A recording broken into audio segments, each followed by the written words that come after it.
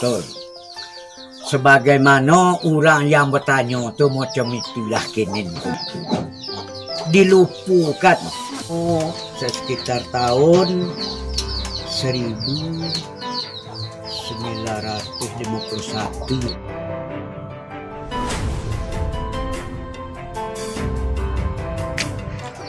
Kalau mau suku Melayu ke Rokan Hulu, nya di mana lah ibadat, di situ dilayu orang. Di mana layu orang, di situ layu adat. Dan oleh Jawa sesuai dengan sejarah Melayu Rokan Hulu atau Melayu Riau, awak iku adalah rambah iku dirambahkan dek Raju Tambusai.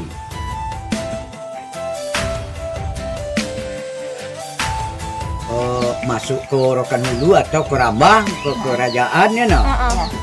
Itu budaya Jawa itu lah lama dulu.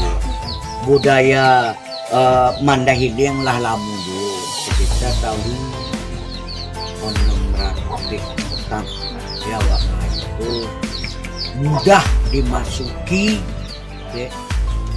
budaya lain, suku-suku lain.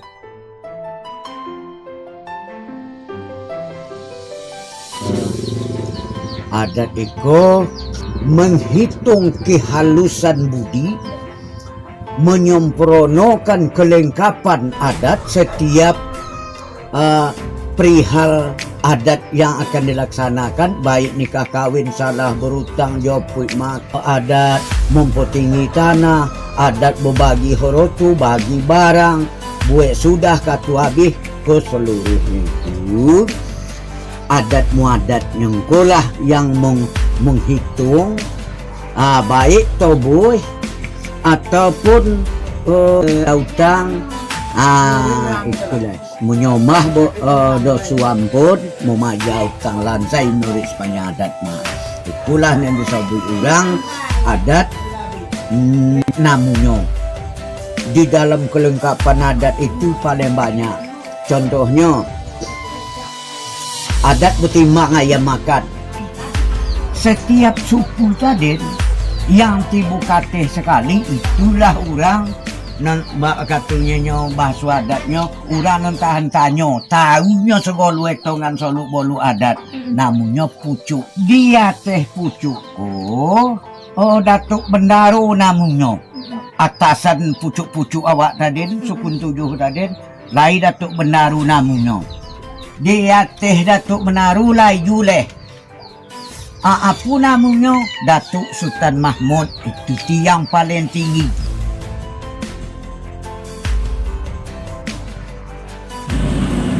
Assalamualaikum warahmatullahi wabarakatuh.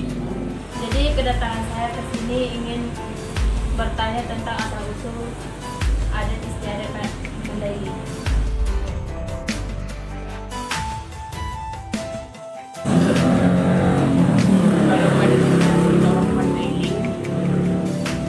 Kita di sini sudah dibebaskan menjadi adat pusaka yang kita bawa dari Tapanuli.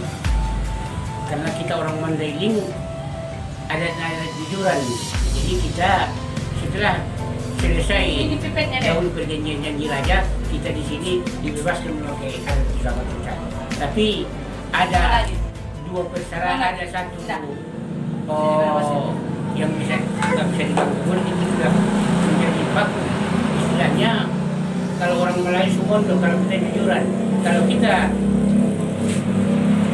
orang Mandailing nikah dengan orang Melayu, perempuannya dari Melayu, laki-laki dari Mandailing ada di Sumondo. Kalau orang laki-lakinya dari Melayu nikah dengan orang kita Mandailing, adanya ada jujuran. Itu sudah baku, nggak bisa diganggu. Buat sejak tahun 1823 sejak perjanjian dengan janji raya di perjanjian janji raya. Jadi kita ada jujuran orang Sumondo.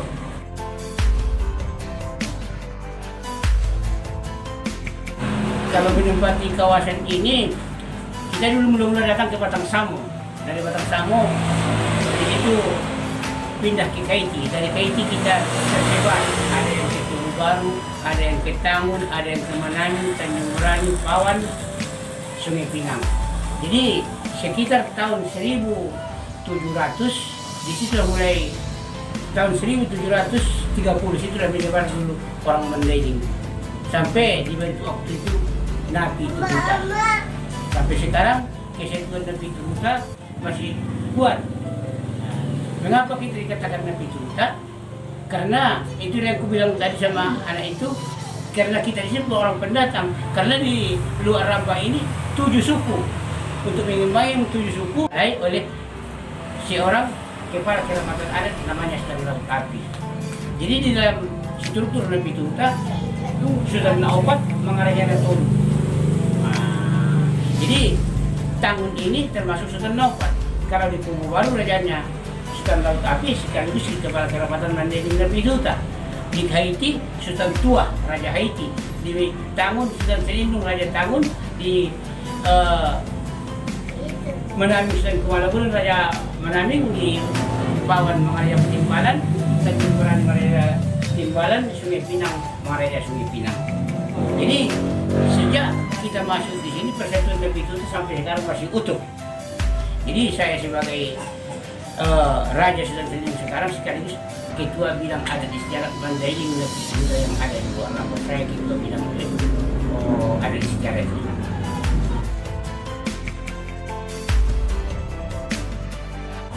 Itulah kebudayaan keseharian macam yang ketemu sama saya, sudah nunggu pula saya. Itu sudah mengumpul upah. Jadi umpamanya ada yang nikah kawin, ada yang umpamanya hajatan.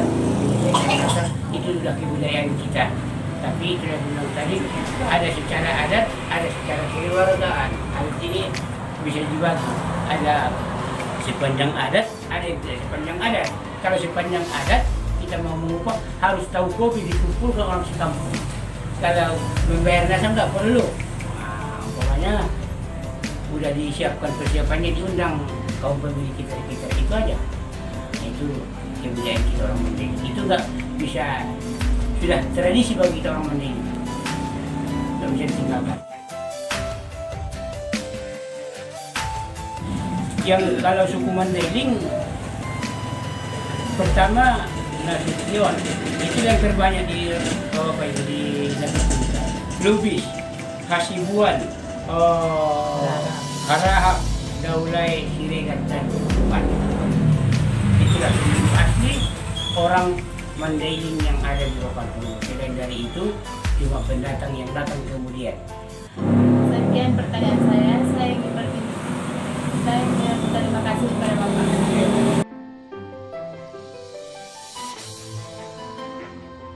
Assalamualaikum Bu warahmatullahi wabarakatuh. Waalaikumsalam.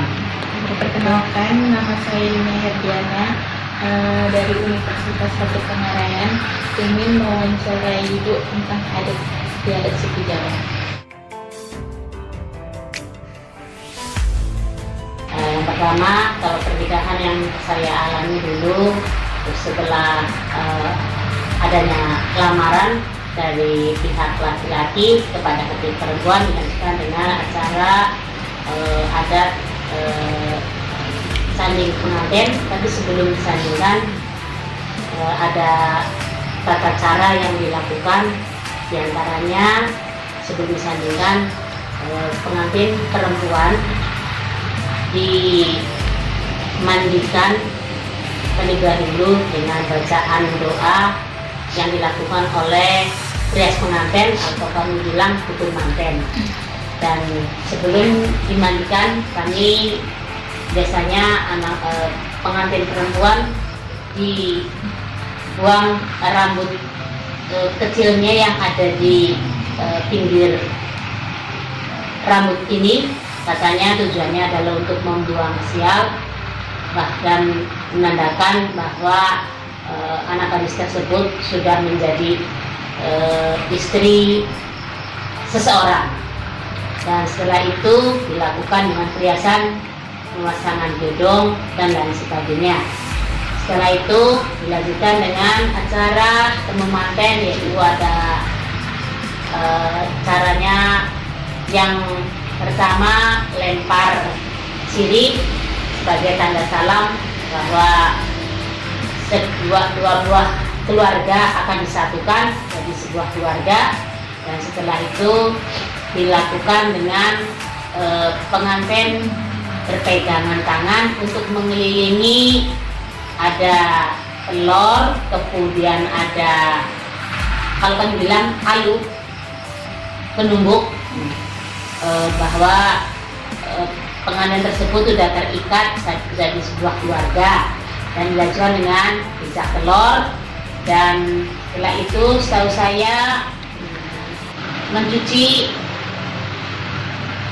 kaki pengantin pria sebagai tanda bakti, setinggi apapun wanita katanya tetap di bawah laki-laki.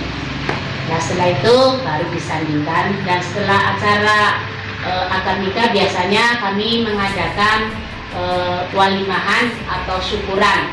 Dalam adat kami namanya waliman, memberitahu kepada tetangga bahwa anak gadis tersebut sudah dimiliki oleh orang lain.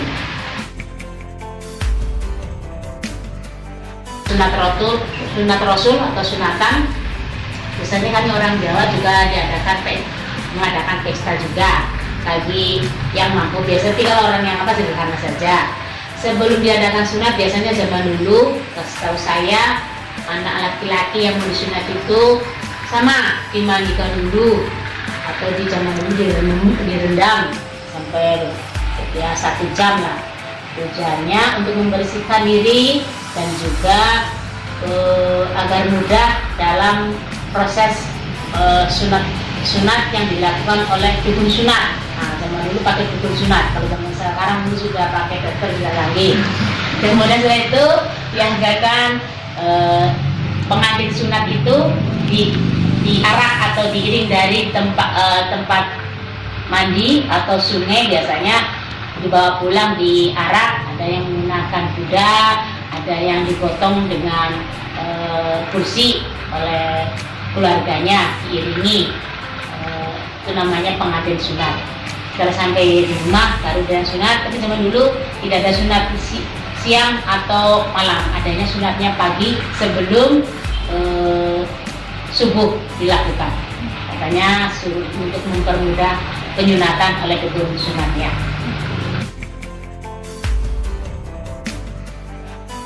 Ya, kendurian itu artinya kenduri atau syukuran juga, seperti hanya suku-suku yang lain ada di Indonesia ini. Kendurian ini juga ada syukuran. Biasanya kalau kendurian kami mengundang beberapa orang. Kalau tempat kami biasanya menggunakan tumpeng. Tumpeng itu nasi yang dibentuk segitiga kerucut. Tapi kalau di tempat kami ada khusus untuk membuatnya, yaitu namanya kusan. Kusan yang terbuat dari bambu. Nah biasanya itu begitu. Kemudian biasanya berkatan itu dibawa pulang. Dimakan situ kadang sebagian dibawa pulang oleh masyarakat yang mengikuti adat kendurian.